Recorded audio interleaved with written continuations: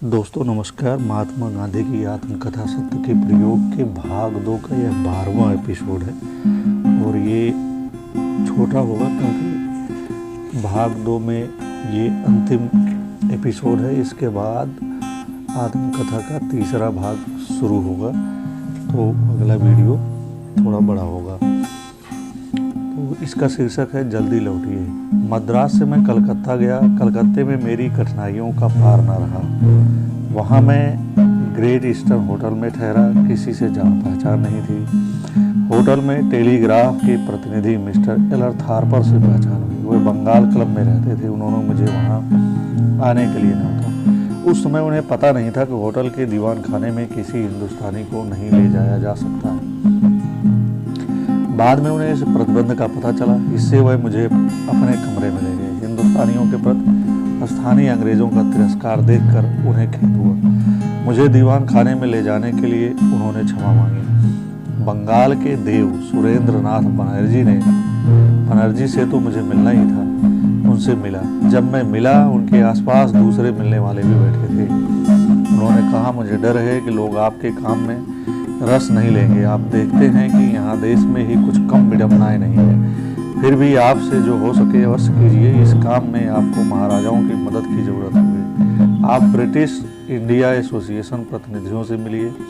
राजा sir प्यारे मोहन मुखर्जी और महाराजा टैगोर से भी मिलिए। दोनों उदार वृत्ति के हैं और सार्वजनिक कामों में काफ़ी हिस्सा लेते हैं। मैं इन सज्जनों से मिला पर वहाँ मेरी दाल न गली। दोनों ने कहा, कलकत्ते में सार्वजनिक सभा करना आसान काम नहीं, पर करनी ही हो तो उसका बहुत कुछ आधार सुरेंद्र नाथ बनर्जी पर होगा। मेरी कठिनाइयां बढ़ती जा रही थी। मैं अमृत बाजार पत्रिका के कार्यालय में गया। वहां भी जो सज्जन मुझे मिले, उन्होंने मान लिया था कि मैं कोई रमता राम हूँगा। बंगवासी ने तो हद कर दी। मुझे 1 घंटे तक बैठाए ही रखा। संपादक महोदय दूसरों के साथ बातचीत करते जाते थे। लोग आते जाते रहते थे, पर संपादक जी मेरी तरफ देखते भी ना थे। 1 घंटे तक राह देखने के बाद जब मैंने अपनी बात छेड़ी तो उन्होंने कहा, आप देखते नहीं हैं हमारे पास कितना काम पड़ा है। आप जैसे तो कई सारे यहाँ आते रहते हैं। आप वापस जाएं, यही अच्छा है। हमें आपकी बात नहीं सुननी है।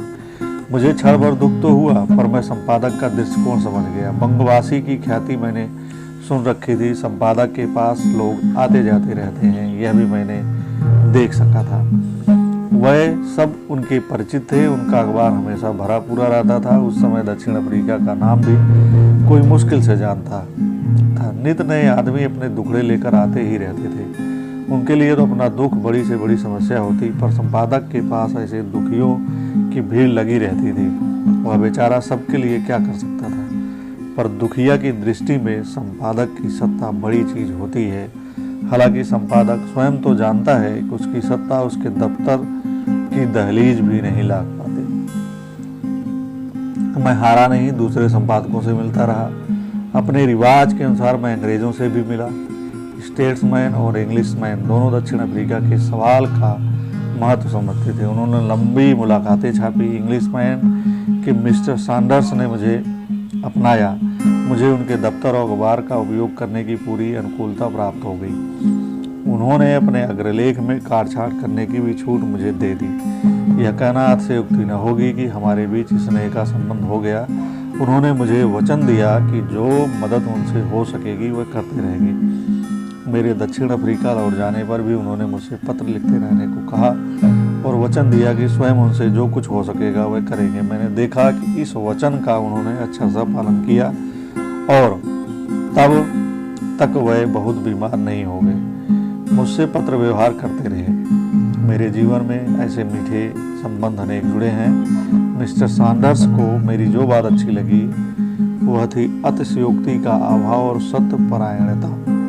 उन्होंने मुझसे जिरह करने में कोई कसर नहीं रखी थी। उसमें उन्होंने अनुभव किया कि दक्षिण अफ्रीका के गोरों के पक्ष को निष्पक्ष भाव से रखने में और भारतीय पक्ष से उसकी तुलना करने में मैंने कोई कमी नहीं रखी थी। मेरा अनुभव मुझे बतलाता है कि प्रतिपक्षी को न्याय देकर हम जल्दी न्याय पा जाते हैं। इस प्रकार मुझे अनसोची मदद मिल जाने से कलकत्ता में भी सार्वजनिक सभा होने की आशा बधी।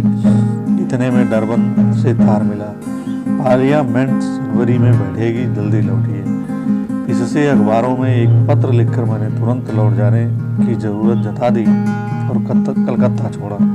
दादा अब्दुल्ला के बम्बई के एजेंट को तार दिया कि पहले स्टीमर से मेरे जाने की व्यवस्था करें। दादा अब्दुल्ला ने स्वयं कुरलैंड नाम का स्टीमर खरीद लिया था। उन्होंने उसमें मुझे और मेरे परिवार को मुफ्त ले जाने का आग्रह किया।